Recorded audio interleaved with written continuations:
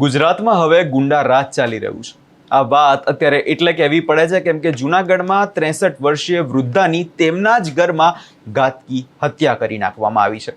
કોણે હત્યા કરી છે, શું છે સમગ્ર મામલો, તેના વિશે વિગતે ચર્ચા કરીશું। નમસ્કાર, હું છું પ્રથમ મોદી, આપ જોઈ રહ્યા છો નિર્ભય ન્યૂઝ। જૂનાગઢના ચિત્રકૂટ સોસાયટીમાં વિસ્તારમાં એક 63 વર્ષીય વૃદ્ધાની તેમના જ ઘરમાં ઘાતકી હત્યા કરવામાં આવી છે। આ માત્ર એક ગુનો નથી પરંતુ માનવતાને શર્મસાર કરતી ઘટના છે। જ્યારે પરિવારના સભ્યો બહાર હતા ત્યારે અજાણ્યા શખ્સોએ ઘરમાં ઘૂસીને વૃદ્ધાનું ગળું કાપી નાખ્યું। વિગતે જો ઘટનાની વાત કરીએ તો 63 વર્ષીય સુનીતાબેન તેમના હસતા રમતા પરિવાર સાથે ઘરમાં રહેતા હતા, પરંતુ કોને ખબર હતી કે સોમવારની સાંજ આ તેમના જીવનની કદાચ અંતિમ સાંજ હશે। બનાવની વિગત એવી છે કે સુનીતાબેનના પતિ રમેશભાઈ બજારમાં પોતાની કાપડની દુકાને ગયા હતા। તેમનો પુત્ર પણ પોતાના વ્યવસાયના કામે ઘરની બહાર હતો અને પુત્રવધુ પિયર ગયેલી હતી। ઘરમાં સુનીતાબેન બિલકુલ એકલા હતા અને સાંજના સમયનો ફાયદો ઉઠાવીને અજાણા હથિયારધારી શખ્સો ઘરમાં પ્રવેશ્યા અને અત્યંત ક્રૂરતાપૂર્વક તીક્ષ્ણ હથિયારના ઘા ઝીકી સુનીતાબેનનું ગળું કાપી નાખ્યું। હત્યારાઓ એટલા બેફામ હતા કે તેમણે એક ક્ષણ માટે પણ વૃદ્ધાની દયા ન ખાધી। આ ઘટનાનો ખુલાસો ત્યારે થયો જ્યારે સાંજના સમયે પરિવારજનોએ સુનીતાબેનનો સંપર્ક કરવાનો પ્રયાસ કર્યો। પતિ અને પુત્ર દ્વારા વારંવાર ફોન કરવા છતાં સુનીતાબેન ફોન રિસીવ નહોતા કરતા। સામાન્ય રીતે સુનીતાબેન તરત જ ફોન ઉપાડી લે છે, પણ આજે ફોન વાગતો રહ્યો પણ કોઈએ જવાબ ન મળ્યો। પરિવારની ચિંતા વધી અને તેમણે તાત્કાલિક પાડોશીને ફોન કરી અને ઘર તપાસ કરવા વિનંતી કરી। પાડોશીઓ જ્યારે સુનીતાબેનના ઘરે પહોંચ્યા ત્યારે તે દ્રશ્ય જોયું, તેને જોઈને તેમના પગ નીચેથી જમીન સરકી ગઈ। ઘરના ઓરડામાં સુનીતાબેન લોહી લુહાણ હાલતમાં પડ્યા હતા। ચારે બાજુ લોહીના ડાઘ અને જોઈને પાડોશીઓ પણ બૂમાબૂમ કરી મૂકી। તરત જ પોલીસને આ મામલે જાણ કરવામાં આવી અને જૂનાગઢ પોલીસનો મોટો કાફલો જે છે એ ઘટના સ્થળે પહોંચી ગયો હતો। ઘટનાની ગંભીરતાને જોતા જૂનાગઢના એસપી, ડીવાયએસપી અને ક્રાઇમ બ્રાન્ચ અને બી ડિવિઝનના પોલીસના ઉચ્ચ અધિકારીઓ પણ ઘટના સ્થળે પહોંચ્યા હતા। પોલીસે સમગ્ર વિસ્તારને કોર્ડન કરી લીધો છે। સૌ પહેલા સાંભળી લઈએ આ વિષયમાં પોલીસનું શું કહેવું છે।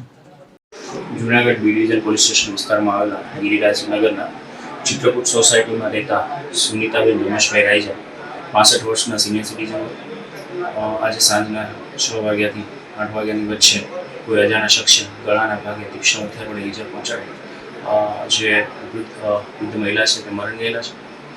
મૃતકના જે છે તેમને સિવિલ હોસ્પિટલ પીએમ માટે રવાના કરવામાં આવેલા છે અને તેમના પુત્રની ફરિયાદ લેવાની પોલીસ દ્વારા તજવીજ હાથ ધરવામાં આવેલી છે। તેમના દ્વારા જે પણ ફરિયાદ આપવામાં આવશે તે દિશામાં જે પોલીસ દ્વારા ઊંડાણથી તપાસ કરવામાં આવશે। સાથે સાથે પોલીસની અલગ અલગ ટીમો શબ્દા ઇસમો અને અન્ય જે ટેકનિકલ સર્વેલન્સ તથા હ્યુમન સોર્સિસથી જે પણ માહિતી મળેલી છે તેના આધારે કાર્યરત કરવામાં આવે છે।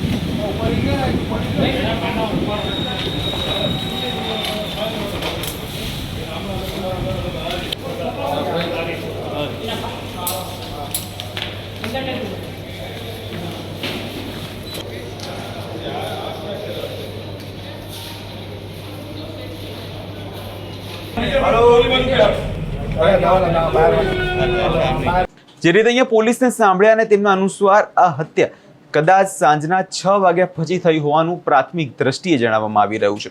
તીક્ષ્ણ હથિયારના ગંભીર ઘા ગળાના ભાગે હોવાથી સુનીતાબેનનું ઘટના સ્થળે જ મોત નીપજ્યું હતું। હાલમાં પોલીસે એફએસએલ એન્ડ ડોગ સ્ક્વોડની પણ મદદ લીધી છે અને સોસાયટીના સીસીટીવી તપાસવામાં આવી રહ્યા છે, જેથી શંકાસ્પદ લોકોની અવરજવર પર નજર રાખી શકાય। મૃતદેહને પોસ્ટમોર્ટમ માટે સિવિલ હોસ્પિટલ ખસેડવામાં આવ્યો છે અને પરિવારની ફરિયાદના આધારે તપાસ જે છે તેજ પણ કરવામાં આવી છે. હવે સૌથી મોટો સવાલ અહીંયા એ ઊભો થાય છે કે હત્યા પાછળ હેતુ શું હતો? શું લૂંટના ઈરાદે હત્યા કરવામાં આવી હતી? કારણ કે ઘરમાં એકલા વૃદ્ધાને જોઈ તસ્કરો ઘણીવાર આવા ગુનાઓ આચરતા હોય છે અને પોલીસે અત્યારે આ તપાસ કરી રહી છે કે ઘરમાં કોઈ કિંમતી ઘરેણાં કે રોકડ રકમ તો ગાયબ નથી થઈ કે શું. કે બીજી તરફ પોલીસ અંગત અદાવતના એંગલથી પણ આ કેસને જોઈ રહી છે. હત્યારાઓ કેવી રીતે ખબર હતી કે શું સુનીતાબેન ઘરમાં એકલા જ હશે, ઘરમાં કોઈ અન્ય નહીં હોય? આવા પ્રશ્નો જે છે જેના જવાબ અત્યારે જૂનાગઢ પોલીસ શોધી રહી છે અને ટેકનિકલ સર્વેલન્સ અને હ્યુમન ઇન્ટેલિજન્સનો ઉપયોગ કરીને હત્યારાઓ સુધી પહોંચવા માટે પોલીસે ચક્રો ગતિમાન કર્યા છે. આ વિષયમાં તમારો શું અભિપ્રાય છે અમને કમેન્ટ કરી ચોક્કસથી જણાવજો અને અમારી ચેનલ નિર્ભય ન્યૂઝને લાઇક, શેર અને સબસ્ક્રાઇબ કરવાનું ભૂલશો નહીં.